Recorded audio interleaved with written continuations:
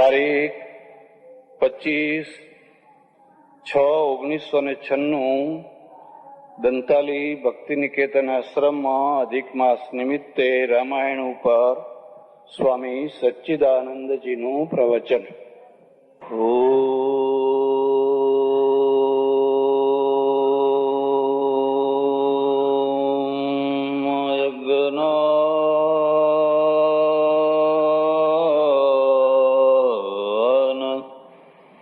તિમિરાંધસ્ય જ્ઞાનાંજન શલાકયા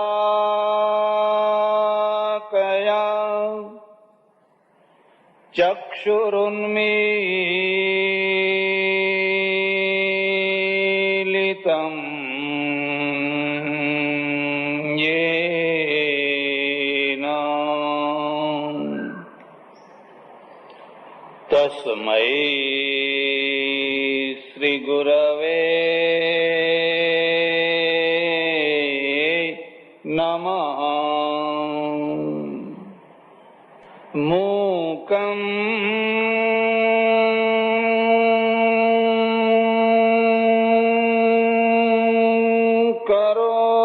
કરોતિ વાચાલં પંગું લંઘયતે ગિરિમ યત્કૃપાતમહં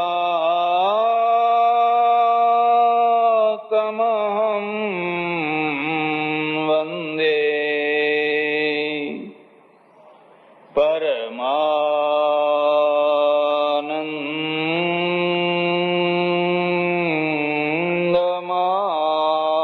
પરમાનંદમાધવં. યં શૈવાસમુપાસતે શિવૈતિ બ્રહ્મેતિ વેદાંતિનો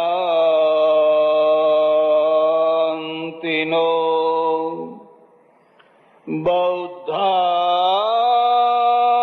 બુદ્ધૈતિ પ્રમાણપટવ કરતેતિ નૈયાયિકા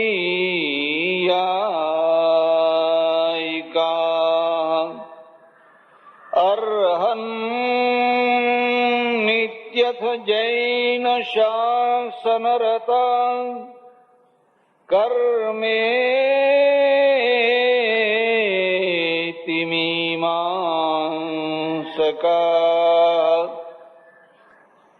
સોયં નો વિદધાતુ વાંછિતફલં ત્રૈલોક્યનાથો હરિ. કૃષ્ણ કનૈયા રામચંદ્ર ભગવાન ઉમાપતિ મહાદેવ પવન સુત હનુમાન સનાતન ધર્મ સદ્ગુરુદેવ વૈદ્યનાથ મહાદેવ. નમઃ પાર્વતી પતે હર હર મહાદેવ હર. અધિક માસના નિમિત્તે સંત શિરોમણી ગોસ્વામી તુલસીદાસ વિરચિત રામચરિત માનસને કેન્દ્રમાં રાખીને જીવનની રામાયણની કથાની ચર્ચા કરવામાં આવી રહી છે. જીવનનો અર્થ થાય છે ગુણોની કથા. તમે જો તમારા જીવન ઉપર ધ્યાનથી જોશો તો તમારા જીવનમાં જે અનેક પ્રકારના ગુણો છે એ ગુણોની જ કથા ચાલી રહી છે. ગુણો એટલે શું?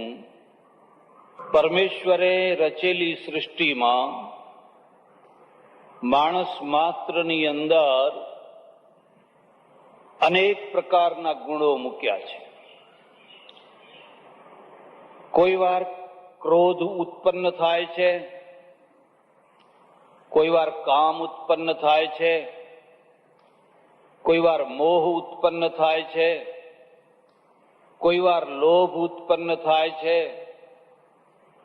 ઘણીવાર ઈર્ષ્યા થાય છે, દ્વેષ થાય છે, કરુણા થાય છે, ઉદારતા થાય છે. આ બધા ગુણો છે. એ ગુણો જ જ્યારે ખોટી જગ્યાએ ઉત્પન્ન થાય ત્યારે દોષ બને. આમ છે બધા ગુણો જરૂરી છે. ગઈકાલે ચર્ચા કરવામાં આવી સમર્થ મહાદેવ, સમર્થમાં સમર્થ, જ્ઞાનીમાં જ્ઞાની મહાદેવ સતીના અકાળ મૃત્યુથી ડિપ્રેશનમાં આવી ગયા. આ બીજી વાતને પણ યાદ રાખજો. મૃત્યુ અનિવાર્ય છે, બધાને જ મરવાનું છે, અને મરવાનું છે એ જ સારું છે. જો તમે જરૂર કરતા વધારે લાંબુ જીવો તો તમારા ઘરવાળા જ એમ કે હવે ભગવાન આમને ઉઠાવી લો તો સારું. ઘરવાળા જ ભેગા થઈને પ્રાર્થના કરે કે હવે આમને ઉપાડી લો તો, અને પછી તમે પોતે કહો કે હવે તો ભગવાન બોલાવી લે તો સારું. મૃત્યુ મંગલ છે, પણ મૃત્યુ જ્યારે ઓચિંતાનું આવે, વગર ટાઈમનું આવે, અકાળ મૃત્યુ આવે ત્યારે એની વેદના, એનો આઘાત બહુ ભયંકર હોય છે. સતી તો મલકતા મલકતા મલકતા મલકતા પોતાના બાપને ઘેર માલવા માટે ગયા છે, અને અચિંતાનું અગ્નિ પ્રવેશ કરીને પ્રાણ છોડવા પડ્યા. એક બીજી વાત યાદ રાખજો. કોઈ માણસ અકસ્માતમાં મરે તો કોને દોષ દેવાય? પણ કોઈ માણસ પરિસ્થિતિવશ આત્મહત્યા કરે, એવી પરિસ્થિતિ આવી જાય કે એને મરી જવાનું મન થાય ને આત્મહત્યા કરી બેસે, ત્યારે વધારે આઘાત બને. સતીનું અપમાન થયું, શંકરનું અપમાન થયું, અને અપમાન જીરવાયું નહીં. આ બીજા શબ્દને પણ યાદ રાખજો. જેને જીવન જીવવું હોય એને જીરવતા શીખવું પડે. તમારું, મારું, આપણા સૌનું અપમાન થવાનું જ. તમે સારા હશો તોય થશે. નબળા માણસોનું બહુ અપમાન ના થાય, લોકો ડરે એનાથી. લોકો જાણે કે એનું અપમાન કરશું તો સામે બે ગાળો આપશે. પણ સારા માણસનું બહુ જલ્દી લોકો અપમાન કરે. પણ એ અપમાનને જીરવવાની તાકાત આવે તો માણસ જીવન જીવી જાણે. સતી માટે જીરવવાની કક્ષાથી બહારનું અપમાન થયું, અને એમણે યજ્ઞકુંડની અંદર પડી પોતાના શરીરની આહુતિ આપી દીધી. હાહાકાર થઈ ગયો. કેટલાક મૃત્યુઓ હાહાકાર મચાવી દે. અને એમાંથી મહાદેવને જે ડિપ્રેશન થયું, જે નિર્વેદ થયો, જે વેદના થઈ, જે પીડા થઈ, એનું આખું જીવન અપસેટ થઈ ગયું. આ બીજી વાતને યાદ રાખજો. તમારું જીવન આ બધા ગુણોના દ્વારા વ્યવસ્થિત ચાલે છે. તમને આશા છે, એ આશાના જોરે તો આનંદ છે. પણ જ્યારે કોઈ નિર્વેદ થાય, આઘાત લાગે, આખું જીવન અપસેટ થઈ જાય, વેર વિખેર થઈ જાય, અસ્ત વ્યસ્ત થઈ જાય, કશું સૂઝે નહીં, કંઈ ગમે નહીં, અને ડિપ્રેશનમાંથી સમાધિ સૂજી. આ બીજી વાતને યાદ રાખજો. બે પ્રકારના માર્ગ નીકળે: ભયંકર નિરાશા, હતાશા. નિરાશાનો ભાર હિમાલયના ભાર કરતા વધારે છે. હિમાલય ઊંચકવો સરળ છે, પણ નિરાશાને ઊંચકવી બહુ કઠિન છે. એ ભારના ડિપ્રેશનમાં બે માર્ગ નીકળે. એક તો આત્મહત્યાનો માર્ગ નીકળે, મારાથી આ સહન નથી થતું, ચાલો જીવન ટૂંકાવી નાખો. અને બીજો અધ્યાત્મ માર્ગ નીકળે. આ નિરાશા વિના અધ્યાત્મ ક્યાંથી આવે? ઘરમાં બધું જ સારું સારું હોય, બધું સારું હોય, ભગવાન તરફ જવાની ઈચ્છા જ ક્યાં થાય? આવી જયારે નિરાશા આવે, ઘોર હતાશા આવે, ત્યારે માણસને એમ લાગે કે જીવન કશું નથી, બધું ક્ષણભંગુર છે, નાશવાન છે અને મૃગજળ જેવું છે, કાંઈ જ નથી. એમાંથી પછી સમાધિ લાગે, એમાંથી અધ્યાત્મ માર્ગ આવે, એમાંથી એક નવું જીવન પ્રગટે. આ બીજી વાતને યાદ રાખજો. જીવનમાં જીવનનો નવો જન્મ થાય. કુદરતે આપેલું જે જીવન છે એ એના પ્રવાહમાં ચાલ્યા કરતું હોય, પણ એ જીવનમાં એક નવા જીવનનો જન્મ થાય.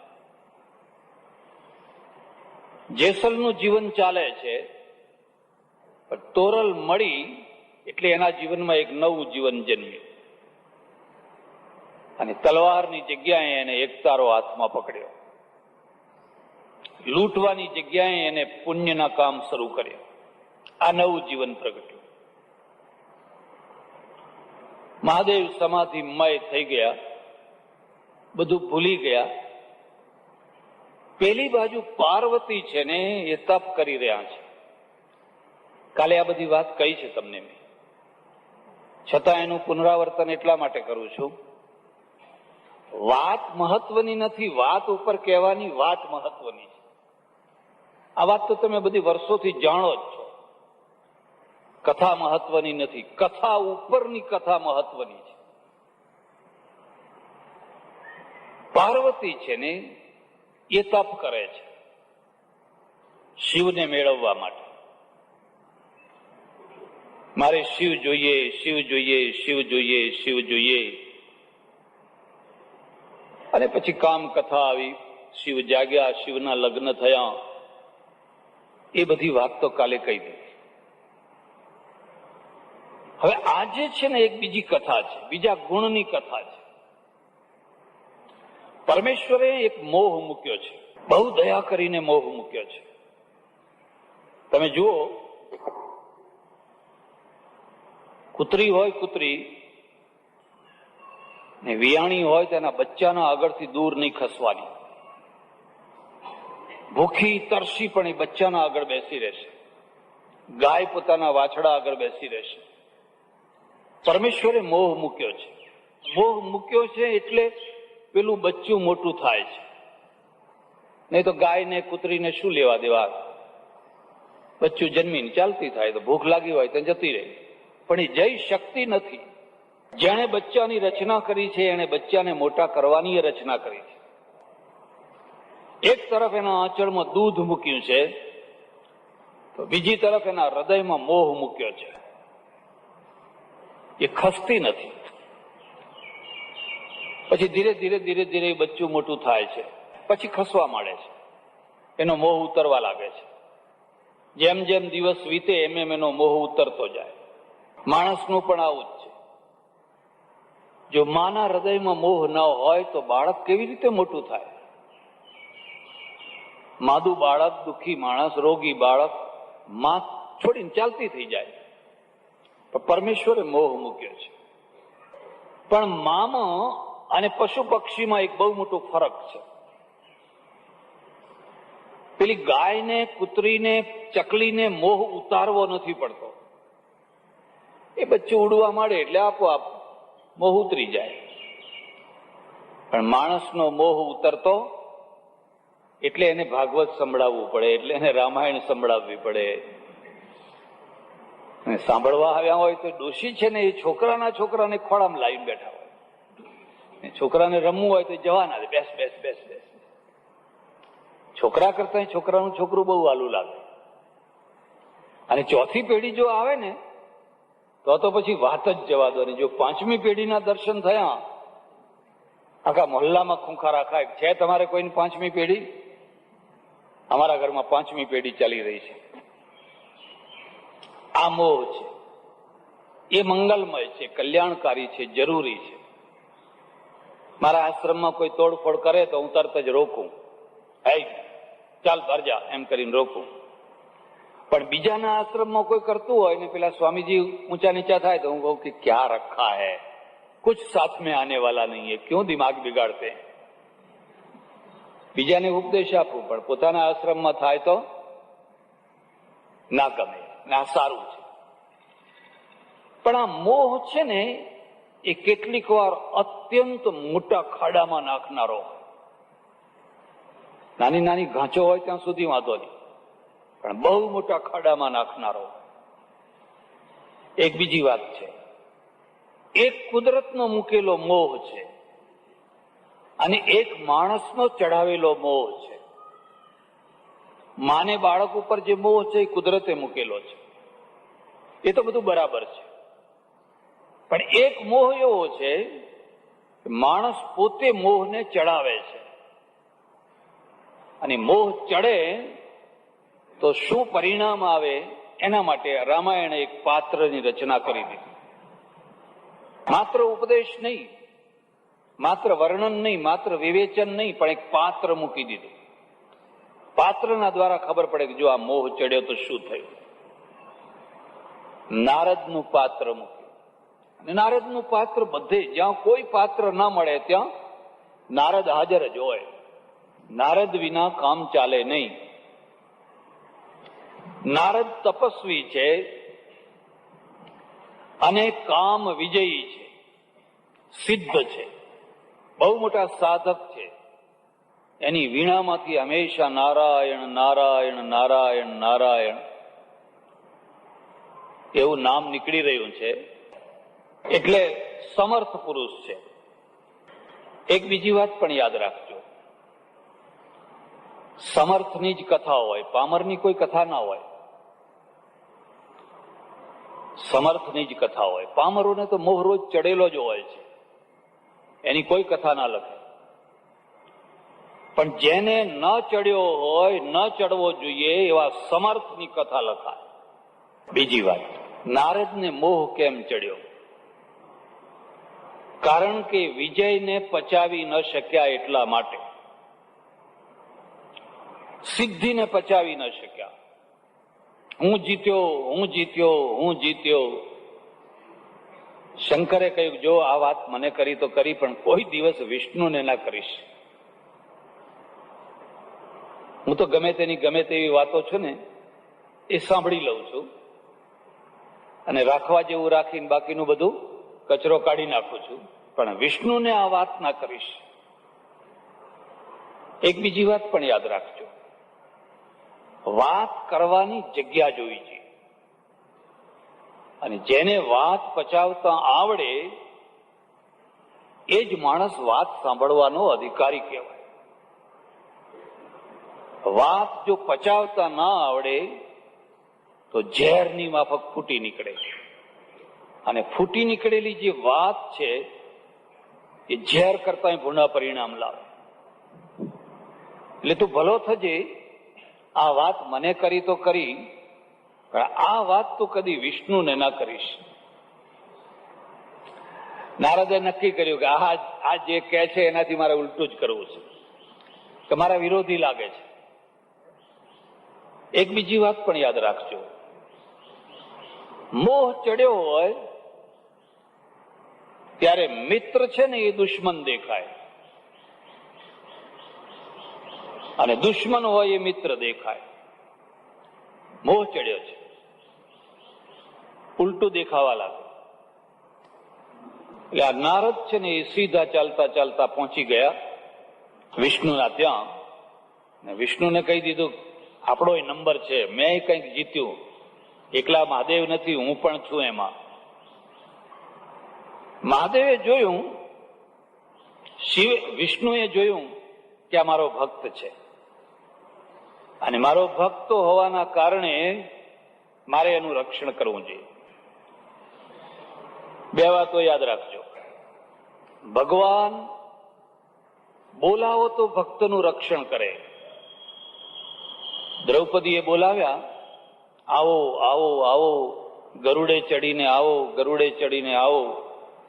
નરસિંહ મહેતાએ બોલાવ્યા, તમે બોલાવો, અંતરની નાભીની વાણીથી બોલાવો તો તમારા રક્ષણ માટે આવે.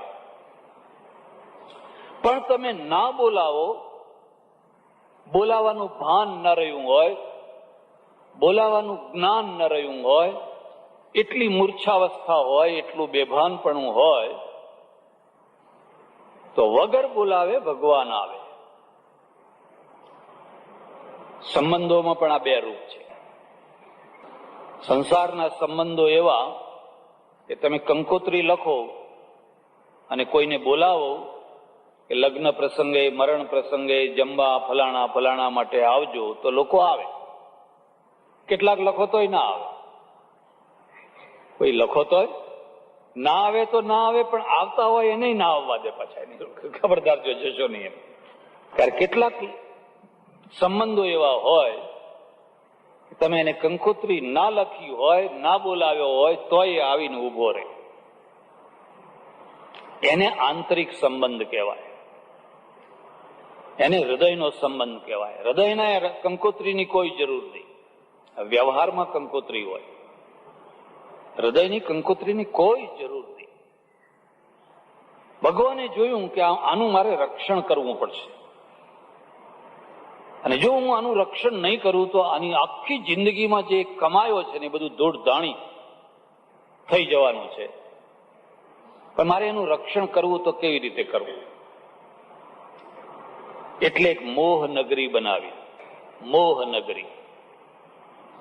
અને મોહનગરીના દરવાજા ઉપર વિશ્વ મોહિની કુંવરીનું ચિત્ર મૂક્યું. વિશ્વ મોહિની શબ્દ ઉપર ધ્યાન દો. આખા વિશ્વને મોહિત કરનારી જે કુંવરી. આ કઈ તે દિવસે કથા પૂરી થઈ એવું નથી, હજુ ચિત્ર મૂકેલું જ છે. અને હજુ જેટલા એ દરવાજા ઉપર જાય છે ને એ બધા કહે છે કે આપણે સ્વયંવરમાં ભાગ લેવો છે, ગમે તો ગમે એમ થાય, પણ આપણે આ સ્વયંવરમાં ભાગ લેવો. અને ફરતા ફરતા નારદ ત્યાં પહોંચ્યા. એક બીજી વાત યાદ રાખજો, ભક્તિ માર્ગમાં, સાધના માર્ગમાં એમ કહેવામાં આવ્યું કે જેમ જેમ તમારી સિદ્ધિ વધે, જેમ જેમ તમારી સાધના દ્રઢ થાય અને તમને અવનવા અનુભવો થાય, એને તમે પચાવો, એને જીરવો. બક બક બક બક ના કરો. એમાં કદી પણ પોતાની સાધનાની વાતો કોઈના આગળ કરવી નહીં. અને જો કરશો ને તો ઉલટું થશે. તો નારદ તો હવે જ્યાં જાય ત્યાં એક જ વાત કહે છે કે હું જીત્યો, હું જીત્યો, હું જીત્યો, હું જીત્યો.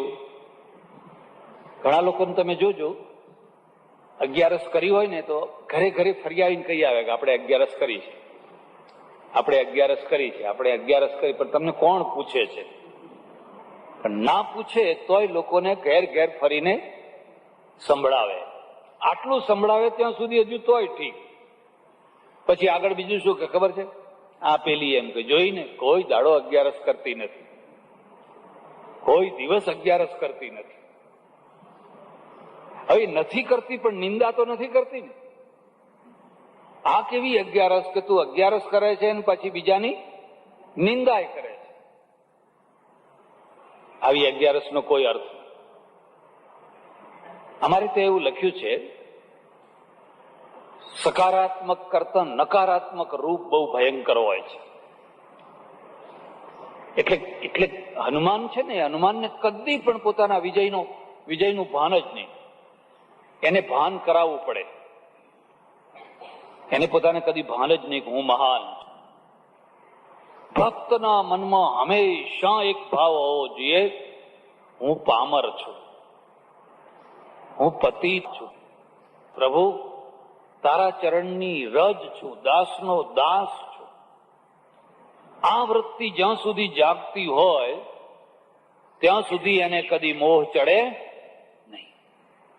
પણ હું કંઈક છું, મેં કંઈક કર્યું છે એવું આવે એટલે તરત જ મોહ ચડવા માંડે.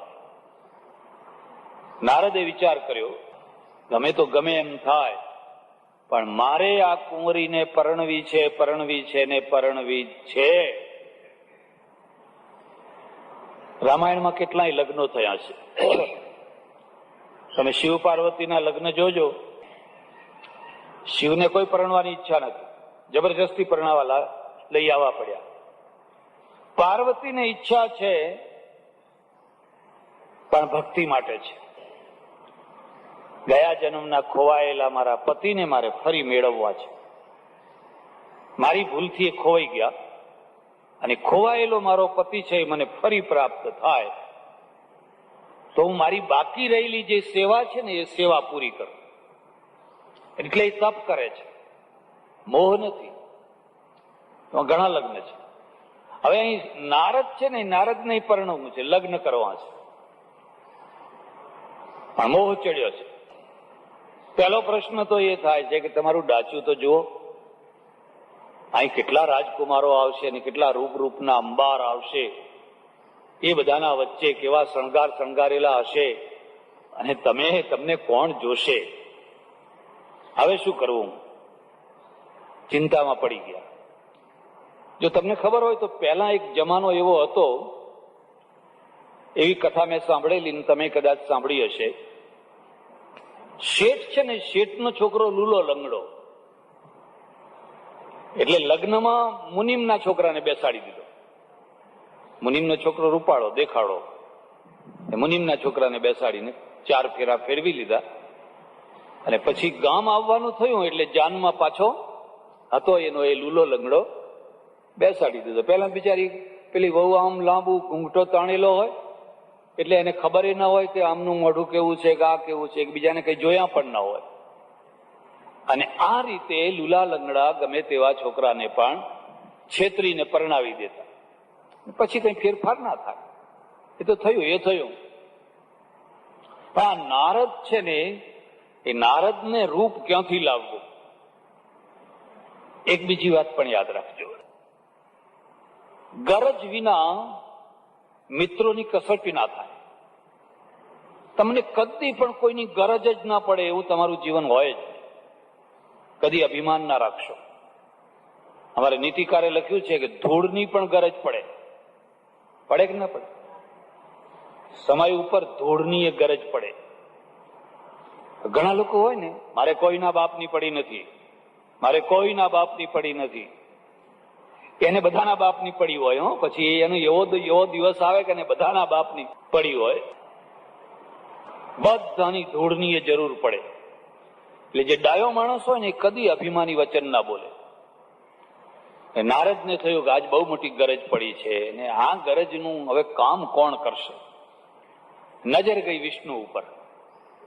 આ વિષ્ણુ છે ને, એ મારા ખરા કામમાં ઘણી વાર આવ્યા છે, અને અત્યારે એ જ કામમાં આવશે, એમના સિવાય આ કામ બીજે કઈ થવાનું. એટલે એક બીજી વાત પણ યાદ રાખજો, 1-2 માણસો એવા રાખજો કે તમારા વિપત્તિના ટાઈમમાં તમને કામ આવે. બધા જ સંબંધો બગાડી ના બેસજો. ઘણા લોકો એવા હોય કે બધા સંબંધો બગાડી નાખે, કોઈની સાથે સારો સંબંધ ના રાખે, અને જ્યારે વિપત્તિ આવે કોઈ ઊભું ના રહે, કોઈ સાથે ના ઊભું રહે. અને ઘણા લોકો એવા હોય કે ગમ ખાઈને, અપમાન સહન કરીને પણ બધાની સાથે સંબંધો સારા રાખે. એના ત્યાં કઈ દુખાયું હોય તો બધા ઉભા રહે, તરત જ બધા ઉભા થઈ જાય. ચિંતા ના કરશો, અમે છીએ, અમે છીએ, અમે છીએ. નારદ તો હાથમાં તુંબડું અને પછી ચાલ્યા પાછા વિષ્ણુના ત્યાં. વિષ્ણુ તો બિચારા હિંચોળા ખાટ ઉપર હિંચી રહ્યા છે. નારદ હમણાં થોડા દિવસ પહેલા આવેલા પેલા સમાચાર આપવા માટે, ત્યારે એમનો ચહેરો જુદો હતો અને આજે ચહેરો, ત્યારે માગવા નતા આવ્યા, આજે માગવા આવ્યા છે. ગરજ છે ને તમારા ચહેરા ઉપરનું તેજ ચૂસી ખાતી હોય છે. કોઈના ત્યાં રૂપિયા માગવા જાવ ચહેરો કેવો થઈ જાય, કોઈના ત્યાં કોઈ વસ્તુ માગવા જાવ તો ચહેરો કેવો થઈ જાય. એમાં ઘણા લોકોને તો એવી ટેવ હોય ને કે આખો દિવસ માગ્યા જ કરતા હોય. પેપર આવ્યું કે જરા આપજો, અરે ભાઈ હમણાં હજુ અમે વાંચ્યું નથી. જેનાથી આવ્યું હોય તો બિચારો વાંચવાનો ભાગ જ ના, ને પેલા બધા બીજા વાંચ્યા જ કરે, લઈ જાય ત્યાંથી ક્યાંય લઈ જાય. કે થોડુંક દૂધ આપજો, મહેમાન આવ્યા છે. થોડીક ખાંડ આપજો ઓછીથી, થોડીક હળદર આપજો, થોડુંક મરચું આપજો. જ્યારે જુઓ ત્યારે એમની વાટકી ફરતી જ હોય, જ્યારે જુઓ ત્યારે. આવા માણસ કોઈ દાડો તેજસ્વી ના થઈ શકે. એમના ચહેરા ઉપર હંમેશા લાચારી હોય અને ધીરે ધીરે લોકોના મન ઉપરથી ઉતરતા જાય. હા, જરૂર હોય ને કોઈ છૂટકો ના હોય તો જરૂર માગવું જોઈએ, એનું કોઈ ના નહીં. પણ વાત વાતમાં બસ વાત વાતમાં માગ્યા જ કરે છે. કોઈની સારી વસ્તુ જોઈએ તો કે જરા આપજો. નારદ પહોંચી ગયા, ચહેરો બદલાઈ ગયો છે, ગરજવાનનો ચહેરો છે. વિષ્ણુ સમજી ગયા છે, કારણ કે બધી વિષ્ણુની માયા છે. વિષ્ણુર માયા ભગવતી યયા સંમોહિતમ જગત. આખી દુનિયા એમાં તો ચાલી રહી છે. આવો આવો આવો નારદ, આવો આવો. હમણાં થોડા દિવસ પહેલા આવ્યા હતા તમે, કઈ કામે આવ્યા શું? કે હા, બહુ જરૂરી કામ છે.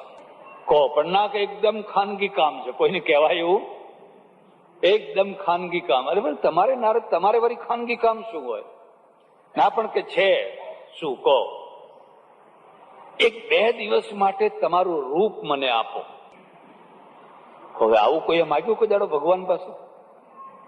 તમારી ભક્તિ આપો, તમારું જ્ઞાન આપો, એવું તો બધા ઘણા માગે. પણ આ તો એક જ કહે છે કે 2 દિવસ માટે તમારું રૂપ મને આપો. માનો કે ભગવાન 2 દિવસ માટે રૂપ આપે અને પેલી કુંવરી પરણે ખરી, અને 2 દિવસ પછી રૂપ ઉતરી જાય તો શું થાય? પેલી કુંવરી પછી છૂટાછેડા જ લે. મારા રોયા કે આ તો કેવો હતો ને કેવો થઈ ગયો, એમ કે એ તો આખા છૂટાછેડા જ લે. બસ કે પછીની વાત પછી તો બધું આપણે પહોંચી વળશું, પણ 2 દિવસ માટે તમારું રૂપ આપો. એટલે ભગવાન હસ્યા અને બોલ્યા કે નારદ, હું મારા ભક્તોનું હંમેશા રક્ષણ કરું છું. જેહી વિધિ હોય તુમાર હિત, જે કરવાથી તમારું ભલું થશે નારદ, એવું બધું હું કરીશ. જાઓ, તમે ચિંતા ના કરો, તમારું ભલું કરવું એ મારું કર્તવ્ય છે. મોહ બિબસ ભય મુનિ નિગુડા. અને ભગવાનની વાણી એમના સમજમાં આવી નહીં કે આ શું બોલે છે. હરખાતા ચાલ્યા. બસ કે હવે ડંકો આપણો, વિજય આપણો. ભગવાને કહ્યું, 2 ગણોને કહ્યું જાઓ, સાથે સાથે જાઓ. આ તો ઘટનાઓ જ ઘટનાઓ છે. અચિંતાના કૂદકા છે, અચિંતાના પછડાટ છે. જુઓ હવે શું થાય છે, જઈને જુઓ. એટલે ગુપ્ત વેશમાં પેલા 2 એમના ગણ હતા એ ગયા. સ્વયંવરની શરૂઆત થઈ ચૂકી છે. નારદે વિચાર કર્યો, બધા રાજાઓના દીકરાઓ, કુંવરાઓ બધા શણગાર કરીને બેઠા છે, મારે ક્યાં બેસવું? મનમાં નક્કી કર્યું, સૌથી પહેલા બેસવા દે. ન કરે નારાયણ ને હું જો છેલ્લો બેઠો હોઉં અને પેલી કુંવરી વચ્ચે જ કોઈને વરમાળા પહેરાવી દેતા, બધી મહેનત કરેલી નકામી જાય. એટલે મને સૌથી પહેલા બેસવા દે, ને એને બિચારીને આગળ જવું ના પડે, એને આગળ પછી કઈ ચાલવું પડે. હવે એમની તો કોઈ ખુરશી જ નહીં રાખેલી, એમનું કોઈ રિઝર્વેશન નહીં, એમની કોઈ ગણતરી નહીં. આ તો રાજકુમારોની ખુરશીઓ હતી. આપણે ખુરશીની શી જરૂર છે? તો છેક જઈને આગળ જઈને ઉભા રહ્યા. સમય થયો, વરમાળા હાથમાં લઈ, પૂજાપો લઈ સખીઓની સાથે પેલી રાજકુમારી નીકળી. અરૂપ રૂપનો અંબાર. નારદે જોયું, ઓહો, ફોટા કરતા તો આ ક્યાંય વધારે છે, આવો તો ફોટો નતો એમ. એટલે નારદ તરત જ આમ માથું આગળ કરીને ઉભા રહી ગયા. હમણાં તરત આવીને માળા પેલીએ જોયું નહીં, આગળ ચાલવા માંડ્યું. એટલે વળી આઘાત લાગ્યો, આ તો આગળ ચાલવા માંડી, હવે શું કરું? હવે ઉઠીને પાછળ તો જવાય નહીં, પણ કે ના, જવું જ પડે. એની નજર આ તરફ ગઈ નથી, બાકી આગળ જાય. આપણે એની ભૂલ સુધારવી જોઈએ. નારદ ઉઠ્યા અને જ્યાં જતી હતી ત્યાં પાછા બે રાજાઓના વચ્ચે, રાજકુમારોના વચ્ચે માથું કાઢ્યું.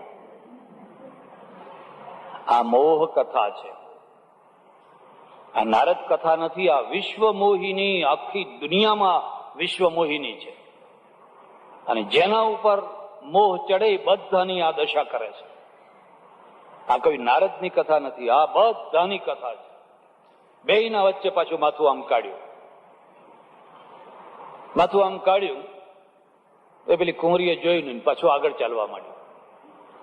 ફરી નારદ આમ પાછા ગયા. તમને ખબર છે, દ્રૌપદીના જયારે ચીર ખેંચાવા માંડ્યા ત્યારે ભગવાન દોડતા આવ્યા. ત્યાં સભામાં બેઠેલા એકેય ચીર ના પૂર્યો. બધા બેઠા હતા, પણ એક ચીર ખેંચતા ના અટકાવ્યા કે ના કોઈ ચીર પૂર્યું.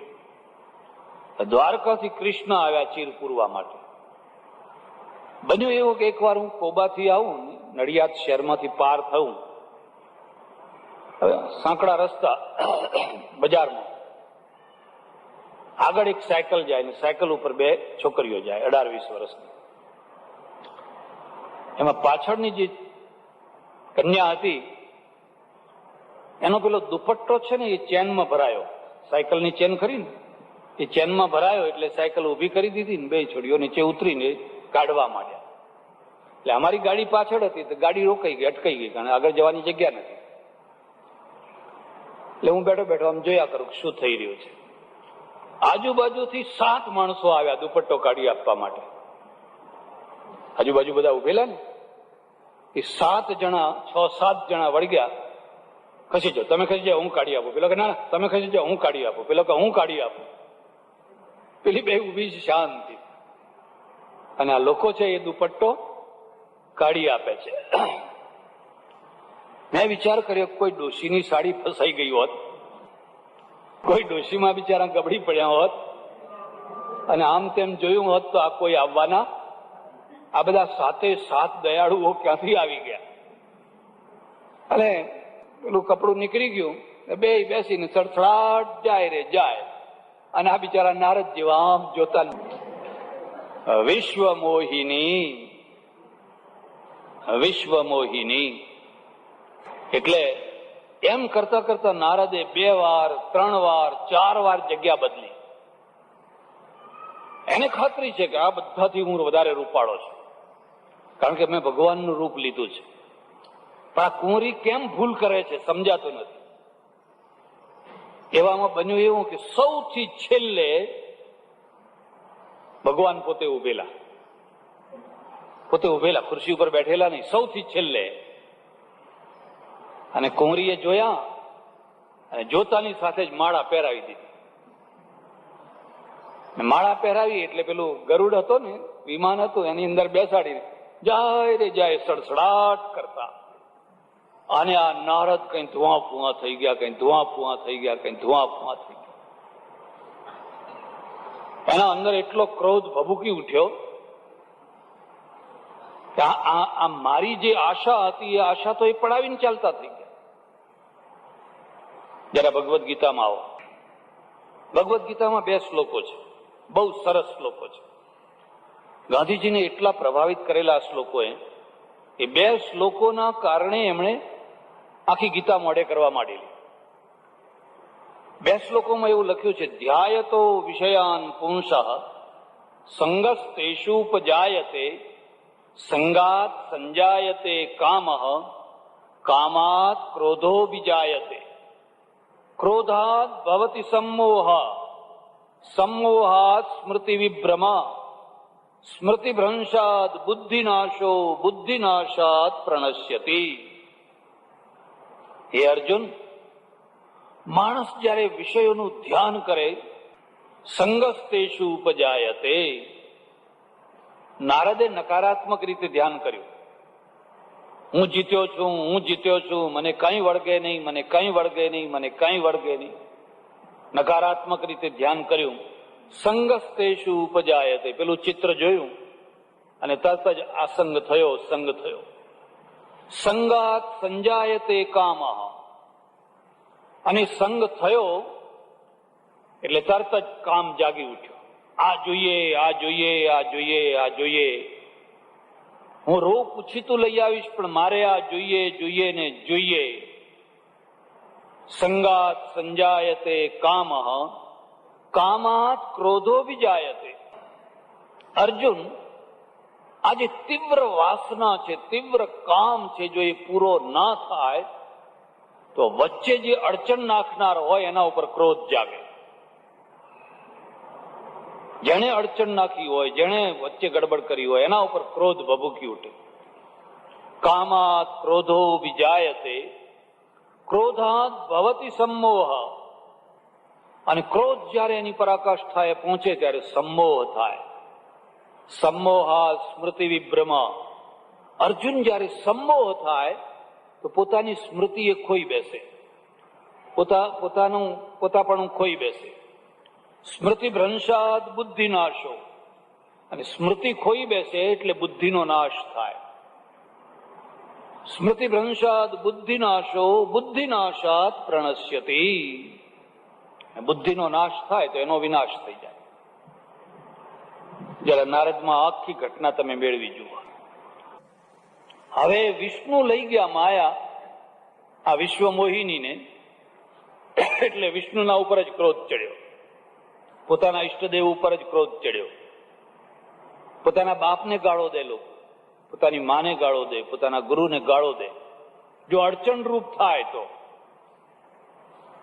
અને ધુઆ ફુઆ થઈ રહ્યા, છીંકો નાખે. એટલે પેલા બે જે ગણ મોકલેલા ને, એ બે ગણને હસવું આવ્યું. એમને હસવું આવ્યું, કડકડાટ હસ્યા. એટલે આમ જોયું કોણ છે એમ. એટલે કહ્યું, મુનિ જરા તમારો ચહેરો તો જુઓ, પેલા કુંડમાં પાણીમાં જઈને તમારો ચહેરો તો જુઓ. એટલે ક્રોધમાં એમણે જઈને આમ કુંડમાં જોયું તો વાંદરું દેખાયું. આમ જોયું, ક્યાંય છે વાંદરું આટલામાં? એટલે પેલા બીજી વાર હસ્યા. અને પછી એને ભાન થયું, ઓહો હો હો, પોતાનું રૂપ આપવાની જગ્યાએ વિષ્ણુએ મને વાંદરાનું રૂપ આપ્યું છે. હવે કેટલો ક્રોધ થાય. એના કરતા જે હતું એ શું ખોટું હતું? બધાની આ જ કથા છે. માણસ જયારે પોતાના રૂપમાં હોય ને, જેવો હોય એવો સારો લાગે, પણ જયારે બીજાની કોઈની નકલ કરવા જાય ને તો વાંદરા જેવો દેખાય. ખ્યાલ આવે છે? કઈ ને કઈ આખું પાછું આમ કરે, તેમ કરે, ફલાણું કરે, ફલાણું કરે, ફલાણું કરે, તો એ વાંદરા જેવો દેખાય. એનું મૂળ રૂપ હોય જેવું હોય એવું બહુ સરસ દેખાય, પણ મૂળ રૂપમાં સંતોષ નથી. એટલે પછી કોઈની નકલ કરે છે. એક ઘરમાં જવાનું થયું, એક આવડું નાનું છોકરું, તો મેં એને કહ્યું, અરે આ ડબલ બટન વાળું આ કોટ ક્યાં? મને કે આ તો રાજેશ ખન્ના. આ શું કે એક એક્ટર છે, એને આવી ફેશન કાઢી છે. ઘણી વાર અહીં વરરાજા આવે, કેટલીક જગ્યાએ જવાનું થાય, આમ ચાંદલો કરવાનું થાય તો કપાળ જ ઢાંકેલું હોય, બધા વાળ આટલે સુધી. ભાઈ ચાંદલો કરવો ક્યાં? કપાળ ઉઘાડું રાખ. તો કે ના, આ ફેશન છે, હવે કપાળ ઢાંકવાની ફેશન છે. તો એના કરતા કીધું અમારી ફેશન સ્વીકારો, અમારી ફેશન સ્વીકારો, પાડની કઈ જરૂર જ ના પડે. જે બીજાનું રૂપ કરે છે ને, બીજાના વ્યક્તિત્વની નકલ કરે છે ને, અને પોતાના વ્યક્તિત્વને છોડી દે છે, એની આ કથા છે. અને એને જોયું મને તો મદરાનું રૂપ આપ્યું છે, આટલી મોટી છેતરપિંડી, આ બધાના વચ્ચે મારી આવી દશા કરી. હું વિષ્ણુનું રૂપ સમજીને ફરતો હતો અને લોકો મારી કેવી હસી ઉડાવતા હશે. અને ધુઆ ફુઆ ધુઆ ફુઆ ધુઆ ફુઆ થઈ ગયા. કામાત ક્રોધો વિજાયતે, ક્રોધમાં બળી રહ્યા છે. આગળ ચાલ્યા હતા. થોડેક નારદને પૂછ્યું, કેમ નારદ મજામાં છો ને? હવે શું બિચારાની શું દશા થાય? હવે નારદની શું દશા થાય? કેમ નારદ મજામાં તો છે ને? શાંતિ છે ને? હવે આટલી મોટી અશાંતિ કરી તમે, આટલી મોટી છેતરપિંડી કરી, અને હવે મને કહો છો કે મજામાં છો? આને જે ગાળો દેવા માંડી, જે ગાળો દેવા માંડી, નારદ થી ના બોલાય એવું બોલવા માંડી. ત્યારે વિષ્ણુ છે ને આમ મરક મરક મરક મરક મરક હસી રહ્યા છે. બોલો બોલો, અત્યારે તમારા બોલવાનો સમય છે, ભલે બોલો. તમે અંદર જે છે એ બધું બહાર નીકળી જવા દો. બહુ ગાળો દીધી અને વિષ્ણુએ બહુ સહન કરી. કેટલીક વાર ભક્તો ભગવાનને ગાળો દે, ભગવાન સહન કરે. પછી બધી ગાળો પૂરી થઈ, ધીરે ધીરે એનો ક્રોધ ઉતર્યો, એનો મોહ ઉતર્યો. આમ આંખ કરીને ભાન થયું, હું હમણાં શું બોલ્યો, મારાથી આ શું થઈ ગયું, મારાથી આ શું થઈ ગયું. ચરણોમાં પડ્યા. ભગવાન તમે સારું કર્યું હો, તમે મારા ઉપર બહુ દયા કરી, તમે મારા ઉપર બહુ કૃપા કરી. વિષ્ણુ કહે છે, મેં તને કહ્યું તું ને, યાદ રાખજે. નારદ, મેં તને કહ્યું જેમાં તારું ભલું હશે એ હું કરીશ. આ રાજકુમારી પરણવામાં તારું ભલું નતું. જો તું પરણ્યો હોત ને તો દુખી થઈ જવાનો હોત. રૂપને પચાવવું સરળ નથી હોતું. અમારે ત્યાં નીતિકારે લખ્યું છે, ભાર્યા રૂપવતી શત્રુ. જેની પત્ની બહુ રૂપાળી હોય ને એ તો દુશ્મનનું કામ કરે. એ પોતે સારી હોય પણ લોકો એને સારી ના રહેવા દે, લોકો શાંતિથી રહેવા ના દે. ચારે તરફ લોકો બધા ભોંડડા જેવા માણસો હોય ને, અશાંત અશાંત કરી નાખે. અતિરૂપેણ રીતા સીતા. જઈને જુઓ, સમર્થ રામ ધનુષ બાણ લઈને ફરનારા અને આવા મોટા બાવડા વાળા સીતાનું રક્ષણ ના કરી શક્યા. અત્યંત રૂપવતી હતા, રાવણ એનું હરણ કરી ગયો. રામ રક્ષણ ન કરી શક્યા.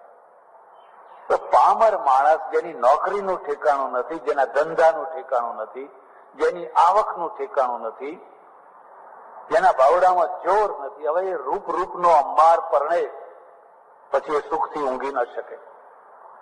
પછી એને શાંતિ ન હોય, અશાંતિમાં જ જીવન જીવતો હોય. નારદ, મેં તારા માટે વિચાર કર્યો હતો, તને મોહ ચડ્યો તો આ કુંવરી તારા માટે સુખરૂપ નથી. તમે સાચી વાત કહો છો ભગવાન, તમે બહુ સાચું કહો છો. આ બે વાતોને યાદ રાખજો. મોહ ચડેલી દશા અને મોહ ઉતરેલી દશા. મોહ ચડેલી જે દશા છે ને, એ વખતે જો ભગવાનનું શરણું હોય, કોઈ સમર્થ પુરુષનું શરણું હોય, તો એ વંટોળિયો ચાલ્યો જાય ત્યાં સુધી પેલો રક્ષણ કરે. વંટોળિયો ચાલ્યો ગયો પછી તો કોઈ રક્ષણની જરૂર નહીં. પણ જ્યાં સુધી એ વંટોળિયો જાય નહીં ત્યાં સુધી પોતે પોતાનું રક્ષણ ના કરી શકે. પોતે તો કુવામાં પડવા તૈયાર થયો છે, પોતે પોતાનું રક્ષણ ના કરી શકે. ત્યારે પેલા સમર્થ પુરુષ છે, પરમેશ્વર ભક્ત છે, ઈષ્ટદેવ છે, એનું રક્ષણ કરે. નારદ, તારા રક્ષણ માટે મેં આ બધું કર્યું. બોલ, હવે તારે પરણવી હોય તો આવી 1000 કન્યાઓ તને પરણાવો, એક નહીં 1000 પરણાવો. બોલ, હવે તારી ઈચ્છા છે? નારદ કહે છે, ના, હવે મારે નથી પરણવું. મારી ભૂલ થઈ ગઈ, મેં ખોટું માગ્યું, સારું થયું તમે ના આપ્યું, મારી ભૂલ થઈ ગઈ. રામાયણમાં એક એવું પાત્ર છે જે માણસને એવું ભાન કરાવે છે કે તમે જયારે ભગવાન પાસે માગો છો ત્યારે તમારી દશા કઈ છે? મોહ ભરેલી દશા છે, મોહ ઉતરેલી દશા છે. મોહ ઉતરેલી દશામાં કશું માગવાનું જ નથી. તમે જોજો આ રામાયણમાં જેની મોહ ઉતરેલી દશા છે ને, એને જયારે માગ્યું છે ને, બસ ભક્તિદાન દેવું આજ અને તમારી ભક્તિ સિવાય મારે બીજું કંઈ જોઈતું, જન્મ જન્મ તમારી ભક્તિ આપો, બાકી તો આ બધું મળ્યા કરશે, બીજું કશું માંગ્યું નથી. અને જયારે મોહ ચડ્યો હોય ત્યારે આ આપજો, પેલું આપજો, આવું આપજો, ફલાણું આપજો, ફલાણું આપજો, ફલાણું આપજો. નારદે કહ્યું, હવે શું કરવું? મેં બહુ મોટું પાપ કર્યું, હવે મને પ્રાયશ્ચિત બતાવો. રામાયણની આ બીજી વાત સમજવા જેવી છે. રામે એમ ના કહ્યું મારું ભજન કરો, કદી એવું ના કહ્યું. જપહુ જાય શંકર સતનામા, હૃદય હોહિ તુરત વિશ્રામા. જાઓ, હવે કોઈ ગુફામાં જઈને બેસો અને ભગવાન શંકરનું ભજન કરો. ઓમ નમઃ શિવાય, ઓમ નમઃ શિવાય, ઓમ નમઃ શિવાય. એક રટ લગાવો, તરત જ હૃદયની અંદર શાંતિ થશે. હૃદય હો તુરત વિશ્રામ. આ રામાયણની ભક્તિ માર્ગની આ મહિમા છે. રામ શિવનું ભજન કરવાનું કે, અને શિવ રામનું ભજન કરવાનું કે. બે એક જ છે, બે જુદા, બે એક જ છે. તુલસીદાસને બેની મર્યાદા રાખવી. પણ જયારે પેલા ક્રોધમાં હતા ને નારદ, એ ક્રોધમાં ને ક્રોધમાં એમનાથી એક વાક્ય બોલાઈ ગયું. વાક્ય બોલાયું કે ભગવાન, આખી જિંદગીમાં મેં તમારી પાસે કદી કશું નથી મળ્યું, એક વાર આટલી એક કુંવરી તમારી પાસે માગી અને એ તમે પોતે પડાવીને લઈ ગયા અને મારી આવી દશા કરી. એક સ્ત્રીના વિયોગમાં, વિરહમાં હું જેટલો દુઃખી થયો, એટલા જ તમે તમારી સ્ત્રીના વિયોગમાં દુઃખી થશો. તમે રોશો, કકરશો, કારણ કે તમે મને દુઃખી કર્યો છે. એટલે ભગવાને આમ માથું ઝુકાયું, કહ્યું મારા તમારી વાત મારા માથા ઉપર છે, બોલો તમારે જે કહેવું હોય એ. તમારું વચન મને સ્વીકાર છે. યાદ રાખજો, તમે પોતે પણ એક દિવસ આ સ્ત્રીની માફક સ્ત્રીના વિયોગમાં રડી રડીને માથા કૂટશો. જે દુઃખ મને પડ્યું એવું કોઈને ના પડો. મોહ ઉતર્યો, ભાન થયું. એટલે ફરી ગીતામાં આવો. નષ્ટો મોહ સ્મૃતિર્લબ્ધા તત્પ્રસાદાન મયાચ્યુત સ્થિતોસ્મિ ગત સંદેહ કરિષ્યે વચનમ તવ. ગીતા પૂરી થઈ એટલે અર્જુનનો આ છેલ્લો શ્લોક છે. હે ભગવાન, મારો મોહ નષ્ટ થયો. બહુ મોહ ચડ્યો હતો, બહુ મોહ ચડ્યો હતો. નારદને આ દિશાનો ચડ્યો હતો અને અર્જુનને મોહ એવો ચડ્યો હતો મારે યુદ્ધ નથી કરવું, યુદ્ધ નથી કરવું, યુદ્ધ નથી કરવું. અર્જુનને મોહ ચડ્યો, કર્તવ્ય છોડાવનારો. મારો મોહ નષ્ટ થયો. સ્મૃતિર્લબ્ધા શ્લોક ઉપર ધ્યાન દો. પેલી જે સ્મૃતિ ખોવાઈ ગઈ હતી, સ્મૃતિ ભ્રંશાદ બુદ્ધિ નાશો. અહીં અર્જુન કહે છે સ્મૃતિર્લબ્ધા, હું કોણ છું, કેવો છું, મારી સાચી સ્મૃતિ મને પ્રાપ્ત થઈ. સ્થિતોસ્મિ ગત સંદેહ, મારા બધા સંદેહ હવે મટી ગયા છે અને હવે હું સ્થિર થઈ ગયો છું. કરિષ્યે વચનમ તવ, ગીતાનું મહાવાક્ય છે. હવે તમે જેમ કહેશો એમ કરીશ. કેટલાક ભક્તો એવા હોય ને તો હું કહું એવું ભગવાને કરવાનું. જ્યાં સુધી હું કહું એવું ભગવાન કરે ત્યાં સુધી મોહ છે. અને કરિષ્યે વચનમ તવ, હવે તમે જે કહેશો એ કરીશ. તમારી ઈચ્છાથી વિરુદ્ધ મારે જરાય જવું નથી.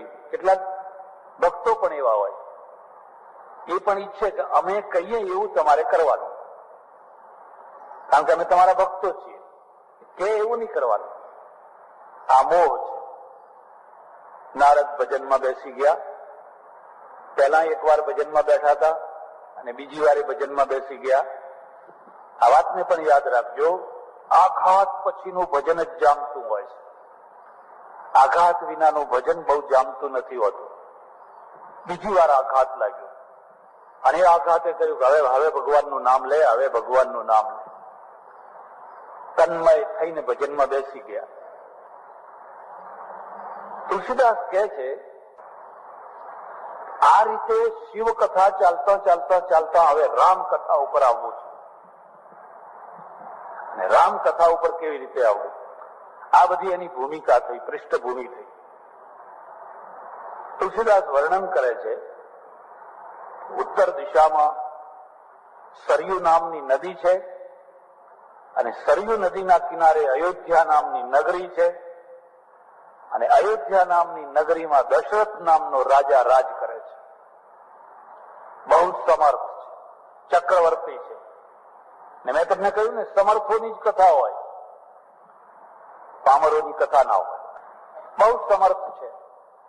ચારે તરફ એની ધાક વાગે છે, હાક વાગે છે, પણ એના ઘરમાં સંતાન નથી. બીજી વાર પરણ્યા, કઈ કરતા ઘરમાં સંતાન થાય, ના થયું. ત્રીજી વાર પરણ્યા, સંતાન ના થયું.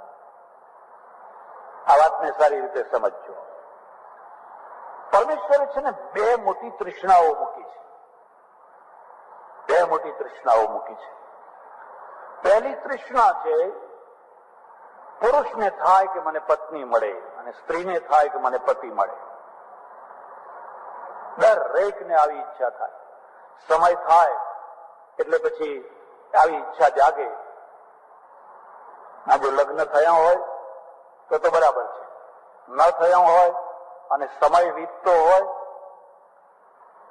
તો લોકો રડતા હોય છે, માથા કૂટી કૂટીને રડતા હોય છે. અમારું કરો ને, અમારું કરો ને, અમારું કરો ને. આખા ગામનું થાય છે ને અમારા તરફ કોઈ જોતું જ નથી. અમારે ત્યાં એક કનુ આવતો પેલા અન્ન ક્ષેત્રમાં ખાવામાં. અમારે ત્યાં 3 કનુ આવ્યા. એક જૂનો કનુ હતો, ત્યાં માણસ થી આવતો, ખબર છે? રૈદાન ખબર હશે. એને બધા બહેનો છે ને આમ પેલી મીઠાની કાંકરીઓ નાખીને આમ ખખડાવે એના માથા ઉપર. આમ લગ્ન ગાળો ચાલતો હોય ને એટલે આમ બધી કાંકરીઓ નાખીને એને બનાવે. એને ખુશ થાય, મારું કોઈ નહીં ત્યારે ને તો મારે આવી કાંકરીઓ ના વાગે એમ કે. પછી બીજો કનુ આવ્યો, તે અત્યારે ઊંઝામાં છે. અત્યારે ત્રીજો કનુ છે. કનુ ને બહુ લેણા દેણી છે. આ પહેલી એષણા છે. પછી એનું થયું, લગ્ન થયું. આ બીજી વાતને પણ સમજજો. 100 લગ્નોમાંથી 15 થી 20 જ સુખી થતા હોય છે. 30 થી 40% ઢસરડા કરતા હોય છે. એકબીજા આમ ઢસરડા કરતા હોય છે. અને 30 થી 40% બીજા જે 30 થી 40% છે ને દાંતિયા કરતા હોય છે. પેલા વાંદરી દાંતિયા નથી કરતા હોતું, ઝાડ ઉપર બેઠા બેઠા એમ દાંતિયા કરતા હોય. તમારે જોવા હોય તો જોજો કે જોવાના શું, અમારા ઘરમાં જ છે ને કે કરો શું, દાંતિયા કરતા હોય છે.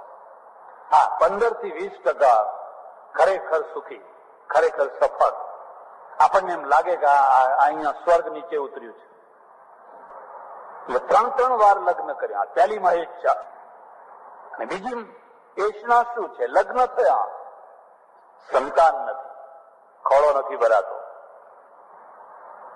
પાછળ કોઈ નથી. આ બીજી માં ઈચ્છા, બીજી એષણા.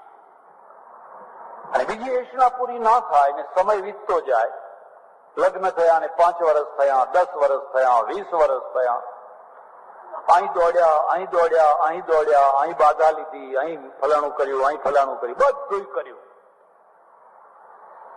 એક મહાત્મા મને મળ્યા. મેં કહ્યું, શું કરો છો? મને કે બાધાઓ આપું છું. હું શાની બાધાઓ આપું? મને કે બધી બાધાઓ. અમેરિકાનું ગ્રીન કાર્ડ જોતું હોય તો બાધા આપું છું, કોઈને સંતાન ના થતું હોય તો બાધા આપું છું, કોઈ પરીક્ષામાં પાસ થવાનું હોય એની બાધા આપું છું, બધી બાધા આપું છું. તમે કોઈ બધી ફળે છે ના કે ફળે કે ના ફળે આપણે નહીં જોવાનું. અને 100 બાધાઓ આપીએ તો 5 તો ફળવાની જ છે. એમ કે 5-7 તો ફળવાની જ છે. 5-7 ફળે એટલે બસ. એમ કે એમાં 1-2 પૈસાદાર આવે એટલે બેડો પાર. પેલા 95 ને આપણે નહીં જોવાના. અને આમાં મૂડી રોકાણ તો છે ને. આમાં આપણે તો કઈ ઘરનું મૂડી રોકાણ તો કરવાનું. દુખિયારા માણસો દેરીએ દીવો કરવા ફરતા હોય, દુખિયારા છે. પુરુષને સમજાવી શકાય પણ સ્ત્રીને ના સમજાવી શકાય. બહુ દબાણ કરો તો પુરુષ ના હોય ને ત્યારે બધા દીવા બીવા જે કઈ કરવાનું હોય દોરા ધાગા એ બધું કરી લે. પુરુષને આવતા પહેલા બધું કરી લે. એને ના સમજાવી શકાય. કારણ કે એના અંદર બહુ મોટી તૃષ્ણા મૂકી છે. પ્રકૃતિની દ્રષ્ટિથી જરા બીજી વાત પણ વિચારજો. સંતાન પ્રાપ્તિ ન હોય તો સ્ત્રીનો અર્થ જ શું છે? તેને બીજું કરવાનું છે શું? પુરુષ તો ધંધો કરે, વેપાર કરે, બીજી પેઢી કરે, ત્રીજી પેઢી કરે, ચોથી પેઢી કરે, ફલાણું કરે. એનું મન તો બધા કેટલાય કામોમાં રોકાયેલું હોય. પણ સ્ત્રી છે, જો એનો ખોળો ભરાયેલો ના હોય તો એને તો એમ જ લાગે કે જાણે હું છું જ નહીં, મારું કોઈ અસ્તિત્વ જ નથી.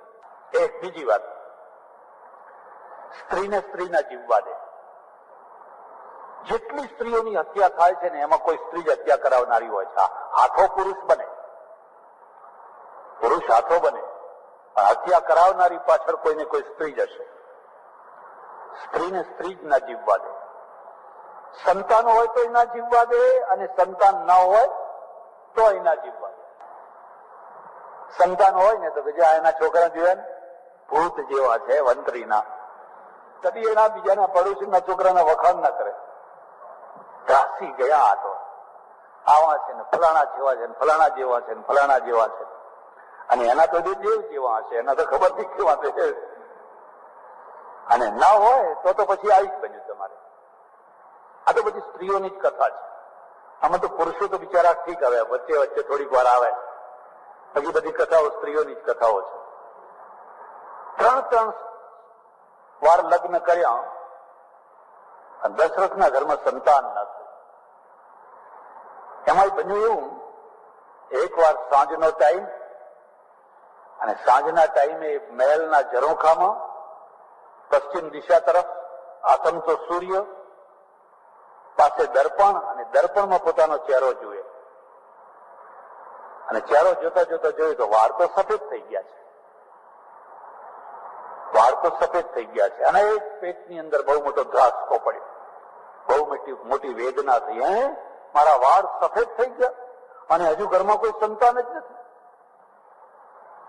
હું એમને મરી જઈશ. એક બીજી વાત પણ યાદ રાખજો, ગરીબ માણસ હોય ને મરવા પડે ને એનો જીવ જલ્દી ના નીકળે. એને એમ જ ચિંતા થયા કરે કે મારી સ્ત્રી શું ખાશે, મારા છોકરાનું શું થશે, આટલું બધું દેવું મૂક્યું છે, આ બધાનું શું થશે. એના મગજમાં એ જ વિચારો ફર્યા કરતા હોય. આ બધા જીવશે કેવી રીતે, ક્યાં જઈને જીવશે, હું નહીં હોઉં તો આ બધા કોણ કેવી રીતે જીવન પૂરું કરશે. એટલે આમ તેમ જોયા કરતો હોય. તેનો કોઈ મિત્ર હોય અને એને કે તું ચિંતા ના કર, તારા દીકરા એ મારા દીકરા છે ને તારી દીકરીઓ એ મારી દીકરીઓ છે, હું એને પરણાવીશ, તું જરાય ચિંતા ના કર, તો એને થોડું આશ્વાસન મળે. પણ આવો મિત્ર જ ના હોય. અને ગરીબને કોણ મિત્ર હોય? પૈસાદારને મિત્ર હોય. તો એ બિચારો દુઃખી થઈને મરે, એનો પ્રાણ નીકળે પણ બહુ દુઃખી થઈને નીકળે. ચિંતા છે આ બધાનું થશે શું. પણ પૈસાદાર માણસ જયારે મરવા પડે તો એના મગજમાં એક જ હોય કે આ મારા પૈસાનું હવે થશે શું, આ મિલકતનું હવે થશે શું. કોઈ ભોગવનાર નથી, કોઈ વારસ નથી, કોઈ સંભાળનાર નથી, તો આ બધાનું થશે શું. બે દુઃખી છે, ગરીબે દુઃખી છે અને પૈસાદારે દુઃખી છે. સુખી કોણ છે? જેને મરતી વખતે કોઈ ચિંતા નથી, એ સુખી છે. વારસદાર છે, આપી દીધા, તું સંભાળજે, પહેલેથી જ આપી દીધું, તારે હવે જે ઠીક લાગે એ કરજે, એ તો બહુ સુખી છે. એક બીજી વાત પણ યાદ રાખજો, પહેલું પુણ્ય કયું? સારી પત્ની મળવી. અને બીજું પુણ્ય કયું? સારા સંતાન મળવા. પહેલું પાપ કયું? કુભારિયા મળવી. એનાથી મોટું કોઈ પાપ નહીં. એવી જ રીતે કુપતિ મળવો, સ્ત્રીના માટે કુપતિ મળવો. કુભારિયા મળી હોય એ માણસનું જીવન તો દુઃખી થઈ જવાનું, આખી જિંદગી નરક થઈ જવાનું. ક્રોધમુખી ચ ભાર્યા, એટલે ચાણક્યને લખવું પડે. કુગ્રામ વાસ કુલહીન સેવા કુભોજનમ ક્રોધમુખી ચ ભાર્યા વિધવા ચ કન્યા મૂર્ખશ્ચ પુત્ર વિનાગ્નિના ષટ પ્રદહંતિ કાય. નોંધ કરી લેજો. કુગ્રામ વાસ, પહેલું જ વાક્ય લખ્યું. એવા ખરાબ ગામમાં રહેતા હોય કે આખું ગામ ખરાબ હોય, સારી જગ્યાએ રહેવાનું, સારું ગામ હોય, સારા પડોશી હોય, ભલે આવક થોડી હોય. ચાણક્ય કહે છે તમે કુગ્રામમાં જઈને વસ્યા, હવે તમારું લોહી બળ્યા કરશે. તમે ગામને સુધારી નહીં શકો, ગામ તમને સમજી નહીં શકે. કૃષ્ણને દ્વારકા ના સમજી શકે, હા પાંડવો સમજી શક્યા, અને ગાંધીજીને પોરબંદર ના સમજી શક્યું. તમારી ઈચ્છા હોય તો વવાણિયા જજો, એ વવાણિયા રાજચંદ્રને ના સમજી શક્યું. વવાણિયામાં રાજચંદ્રજીના કોઈ ભક્ત નહીં. હું ગયેલો, એક પ્રવચને કરેલું, અમે તો ખરા, અમારા ત્યાંના ખરા, પણ અમે એમને ન માનીએ. એમ કે કોણ માને? કે બહારના બધા, બહારના બહુ માને છે, એમ કે બહારના માને છે. કુગ્રામ વાસ કુલહીન સેવા, અને હલકા કુળના માણસો હોય, હલકી વર્તણૂક કરનારા માણસો હોય, એની નોકરી કરવી. કુભોજનમ ક્રોધમુખી ચ ભાર્યા, અને પત્ની છે ને જયારે જુઓ ત્યારે ફૂફાડા મારતી હોય. ઠીક છે, દિવસમાં એકાદ વાર ફૂફાડો મારે તો સમજ્યા આવે, આ તો જયારે જુઓ ત્યારે ફૂફાડા મારતી હોય. એક માણસને આવી પત્ની મળેલી ને, બિચારો બહુ દુઃખી થઈ ગયેલો, બહુ દુઃખી થઈ ગયેલો. ઘણી સમજાવી, આમ સમજાવી, આમ સમજાવી, મારઝૂડ કરી, ફલાણું કર્યું, બધા ઉપાય કર્યા. આજ સુધી કોઈ પુરુષ એવો જન્મ્યો નથી જે કોઈ સ્ત્રીને સુધારી શક્યો હોય. હા, ઘણી સ્ત્રીઓ જન્મી છે જેને ઘણા પુરુષોને સુધાર્યા હોય. વંઠી ગયેલા હોય, બગડી ગયેલા હોય, દારૂડિયા હોય, જુગારિયા હોય, એવા પુરુષોને સુધારનારી ઘણી સ્ત્રીઓ જન્મી છે. પણ કોઈ બગડી ગયેલી સ્ત્રીને કોઈ સુધારનારો પુરુષ આજ સુધી કોઈ જન્મ્યો? બિચારો થાકી ગયો જિંદગીથી. એને થયું કે હવે શું કરું, લાવ કોઈ જ્યોતિષી પાસે જવું અને જ્યોતિષીને કહું કે ભાઈ આ શું છે, મારે કયા ગ્રહ નડે છે, કે અમારા ગ્રહ મળ્યા નથી, કે અમારે શું કોઈ અનુષ્ઠાન કરવાનું બાકી છે, કે શું કરીએ તો અમારા ઘરમાં શાંતિ થાય. એટલે જોયું જ્યોતિષીના ત્યાં લાઈન લાગેલી, એટલી એની માન્યતા કે લાઈન લાગેલી. આને વિચાર કર્યો કે મારો પ્રશ્ન બધા વચ્ચે મુકાયો નથી, આબરૂનો પ્રશ્ન છે, છેલ્લે બેસવા દે. તે જાણી કરીને છેલ્લે રહ્યો, બધાનું પતી ગયું. એટલે પછી એનો વારો આવ્યો, એટલે પેલા જ્યોતિષીએ કહ્યું આવો બેસો, બોલો તમારે શું પ્રશ્ન છે? કે પ્રશ્ન છે પણ બહુ ખાનગીમાં, આબરૂદાર માણસ છું અને મારા ઘરની વાત કરવાની છે, એટલે મારે ધીરે રહીને કોઈ ના હોય તો ખાનગીમાં કરવાની છે. એ કઈ વાંધો નહીં, કરો તમારે. હવે એવું કહેતા હતા એટલામાં તો રસોડામાંથી પેલા જોગમાયા જે છે ને, ઉઘાડા કેસ મૂકેલા, અને જે ત્યાંથી છૂટ્યા હાથમાં વેલણ, ને ધડ ધડ પેલી જ્યોતિષીને ચાલ પડી ગઈ ને, તે ચાલ ઉપર બે વેલણ ઠોકી દીધા, ધડાક ધડ. અને કે છે ક્યારની રાહ જોઈને બેઠી છું, રસોઈ ઠંડી થઈ જાય છે અને હજુ તમે જમવા નથી આવતા, ક્યાં સુધી મારે રસોડામાં બેસી રહેવું? કેટલું કઈ પાછા ચાલ્યા ગયા. એટલે જ્યોતિષી કહ્યું તું જા, હમણાં એક છેલ્લું ગ્રાહક છે એને પતાવીને પછી આવું. એટલે એ ગઈ, એટલે કઈ બોલો તમારે શું પૂછવું? કે ના કઈ પૂછવું નથી. ના ના ના એમ કે પૂછો, ના ના કે તમારા કરતા સારું છે, એમ તમારા કરતા. અમારે હજુ આ વેલણનો પ્રયોગ થયો, ખાલી દાંત જ થયા કરે છે. જ્યોતિષી કે ભાઈ શું કરું, આ તો એનું ગયા જન્મનું માગતું છે ને એ બદલો લેવા આવી છે. ગયા જન્મમાં છે ને એ ગધેડી હતી અને કુંભારે ખૂબ કામ કરાવીને પછી એને ભાઠું પડેલું, ચાઠું પડેલું તો કાઢી મૂકેલી. એ નદીના કિનારે પછી પડી, ઉઠાય નહીં, આમ પગ આગી પાછી કરે ને, હું કાગડો થઈને એનું ચાંદું છે ને એ ચાંદામાં કોચવા જો. તે આમ તરફડે પણ હું ચાંદામાંથી માંસ ખેંચી કાઢું. તે મેં એને બહુ ચાંચો મારેલી ને બહુ એનું ચાંદું છે ને કોચેલું, કે હવે એ મારી પત્ની થઈને આવી છે ને હું થયો છું જ્યોતિષી, કાકભૂસુંડી. હું થયો છું જો એટલે જેટલી ચાંચો મેં મારેલી એ જ્યાં સુધી એ પૂરી નહીં કરે ત્યાં સુધી મારે આ બધું સહન કરવાનું. ક્રોધમુખી ચ ભાર્યા વિધવા ચ કન્યા મૂર્ખસ ચ પુત્ર વિનાગ્નિના શત પ્રદહંતિ કાયમ. દશરથ રાજા છે ને, એ દશરથ છે એને જોયું કે વાળ સફેદ થઈ ગયા અને વારસદાર તો કોઈ છે નહીં. આટલી બધી સમૃદ્ધિ, આટલી બધી મિલકત, આટલો બધો પૈસો મારે આપવો કોને? એક માણસ એવો હોય કે એને વારસદાર હોય, પૌલતો હોય, કુપાત્ર હોય, અને કુપાત્ર હોય ને એ ન હોવાના કરતા વધારે દુઃખ દે. ન હોય એનું તો ન હોવાનું જ દુઃખ, પણ હોય ને જો ઉલટો હોય ને મા બાપનું લોહી પીતો હોય એના જેવું તો બીજું કોઈ નર્ક નહીં. આ બે મોટા નર્ક છે. કુભારિયા મળવી એ નર્ક, કુપતિ મળવો એ નર્ક, અને કુસંતાન મળવા ને વૃદ્ધાવસ્થામાં એવા સંતાન લોહી પીતા હોય એનાથી મોટું કોઈ નર્ક નહીં.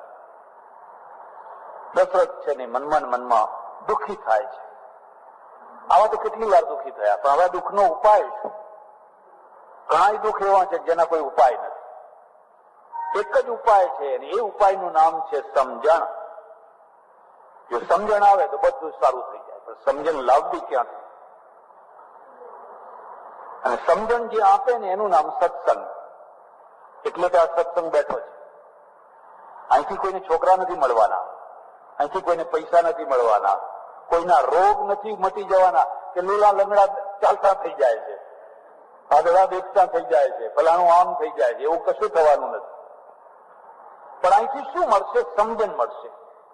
અને સમજણનો પ્રતાપ શું હશે? પછી એવા કોઈ જગ્યાએ દોડાદોડી નહીં થાય.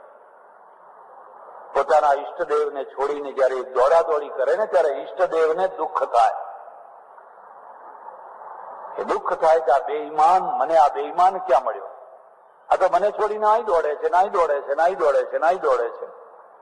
આ તો બેઈમાન માણસ છે. ઈષ્ટદેવને દુઃખ થાય. અને ઈષ્ટદેવને દુઃખ થાય કે ખરા ટાઈમે પછી તમને મદદ ના કરે. લો હવે કરો, જાઓ, દોડો, હવે દોડવું હોય તો. પોતાના ઈષ્ટદેવને પકડીને બરાબર મજબૂત બેઠા હો ને ગમે એવું લલચાવનારું આવે તોય કહી દે કે ના, મારે ના જોઈએ, મારે મારો ભગવાન જ જોઈએ. તો ઈષ્ટદેવ તમારા ખરા ટાઈમે હાજરા હજુર થાય. એક બીજી વાત યાદ રાખજો, જે મનના દુઃખો છે ને, જે મટાડી નથી શકાતા, નિવારી નથી શકાતા, પણ રૂઝાવી શકાય છે. કોઈ આશ્વાસનનો મલમ ચોપડે તો એને રૂઝાવી શકાય છે. અને રૂઝ આવે તો ઊંઘ આવે, રૂઝ ના આવે તો રાત્રે ઊંઘ આવે. ગુમડું થયું છે, ચીરો પડ્યો છે, વેદના થાય છે, તો એ રૂઝ લાવે એવી થોડીક જગ્યા રાખે. જેની પાસે બેસો એ તમને આશ્વાસનનો મલમ આપે, અને એના કારણે રૂઝ આવે તો ઓછામાં ઓછું એ દિવસે તમને ઘસઘસાટ ઊંઘ આવી જાય. એવી એક બે જગ્યાઓ રાખજો જે તમારા માનસિક પરિતાપ ઉપર, માનસિક વેદનાના દાજા ઉપર મલમ ચોપડી આપતા હોય. એવી જગ્યાએ કદી ના જજો કે તમને નવા ડામ લગાવી આપે. જે ડામ પહેલેથી લાગ્યા છે એ તો લાગ્યા જ છે, પણ આ તો જાઓ એટલે પાછા નવા ડામ લગાવી આપે. એટલે આ પહેલા જૂના ડામ તો બધા પાક્યા છે, રૂઝાતા નથી, ત્યાં નવા ડામ પછી લગી ગયા. દશરથે દર્પણ નીચે મૂક્યું અને પેલા સારથીને કહ્યું, તું રથ જોડ, મારે વશિષ્ઠ ઋષિ પાસે જવું છે. વશિષ્ઠ મારી એક એવી જગ્યા છે કે જયારે પણ હું હારેલો, થાકેલો, કંટાળેલો, દુઃખી થયેલો વશિષ્ઠની પાસે જઉં છું, તે મને બહુ આશ્વાસનનો મલમ લગાવી આપે છે. અત્યારે ને અત્યારે મારે વશિષ્ઠ ઋષિ પાસે જવું. મારું હૃદય ભરાઈ આવ્યું છે, મારાથી આ દુઃખ સહન થતું નથી. આ બધી આટલી બધી મિલકતને આ બધું મૂકીને મારે મરી જવાનું? શું થશે આ બધાનું? રથ જોડી અયોધ્યાની બહાર કોઈ એક જગ્યાએ વશિષ્ઠ ઋષિ રહે એકાંતમાં, ત્યાં પહોંચી ગયા. વશિષ્ઠ ઋષિ આવકાર, આવો આવો આવો રાજન આવો. તમારો ચહેરો ઉતરેલો છે, તમે દુઃખી છો,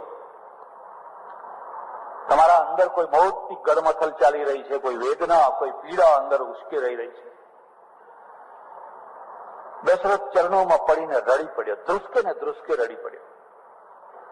આ મોટો રાજા છે, સમર્થ છે, ચક્રવર્તી છે, અને અહીંયા ઋષિની પાસે રડી રહ્યો છે. ઋષિએ માથા ઉપર હાથ ફેરવ્યો, હાથ પકડીને ઉભો કર્યો અને કહ્યું, તું ચિંતા ના કર, તું ચિંતા ના કર, તારી ચિંતા એ મારી ચિંતા છે. એક બીજી વાત પણ યાદ રાખજો, સમર્થના દુઃખો પણ સમર્થ હોય, સમર્થની વેદના પણ સમર્થ હોય. નાના માણસોને નાના દુઃખ હોય અને મોટા માણસોને મોટા દુઃખ હોય. નાના માણસો તો બધા રડે, ગમે ત્યાં જઈને રડે, ઘેર ઘેર જઈને આખો દાડો રડતા જ હોય ને, તમે જુઓ તો આખો દિવસ રડતા હોય. આ રડી નથી શકતો. આને એક રડવાની જગ્યા છે, મન મૂકવાની એક જગ્યા છે. વશિષ્ઠે હાથ ફેર્યો, તું ચિંતા ન કર.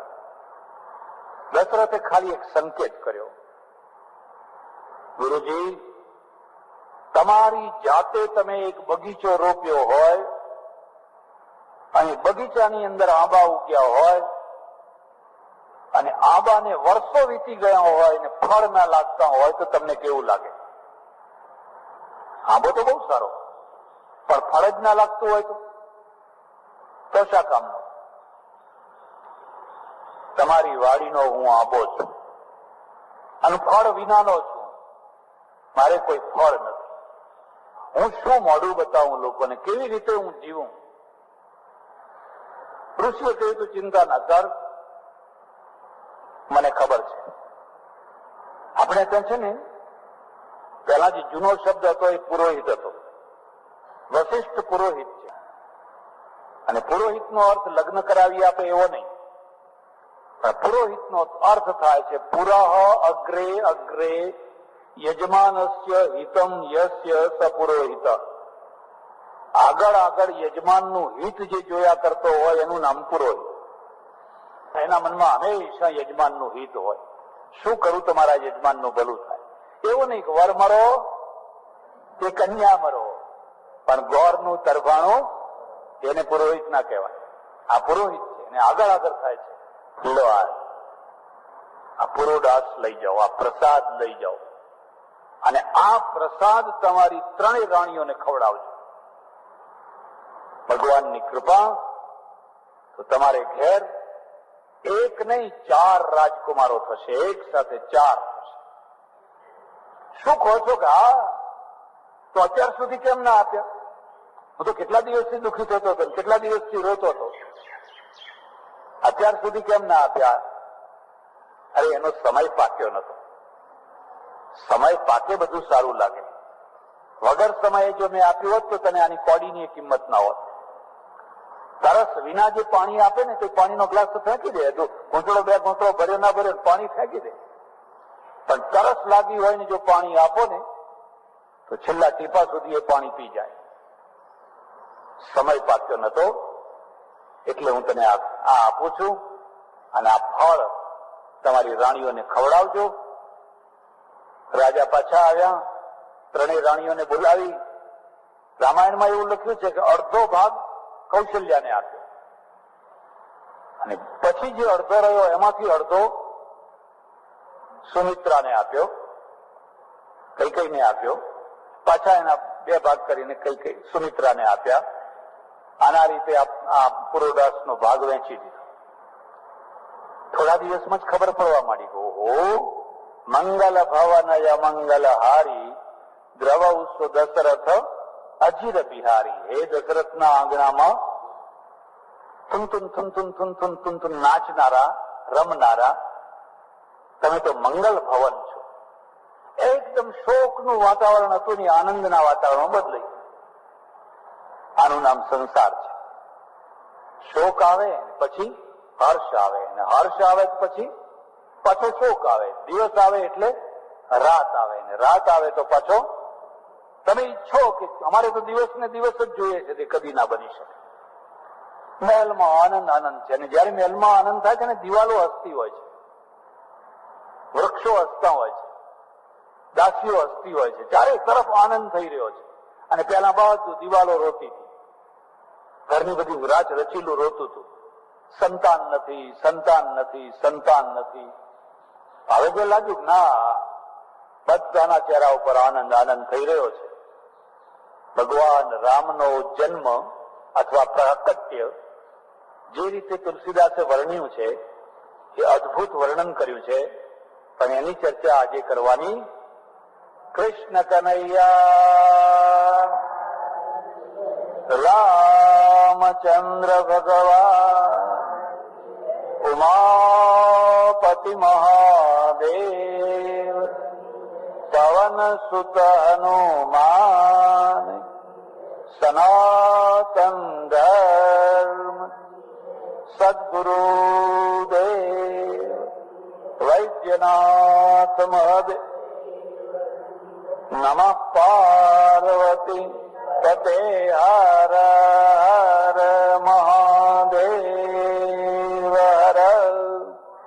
શ્રી રામ જય રામ જય જય રામ.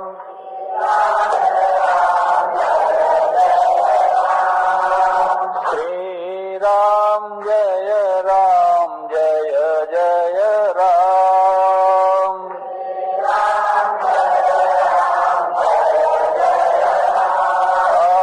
શ્રી રામ જય રામ જય જય રામ.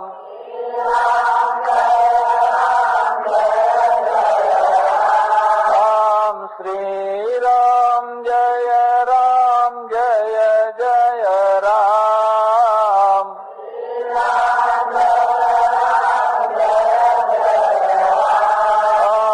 શ્રી રામ જય રામ જય જય રામ.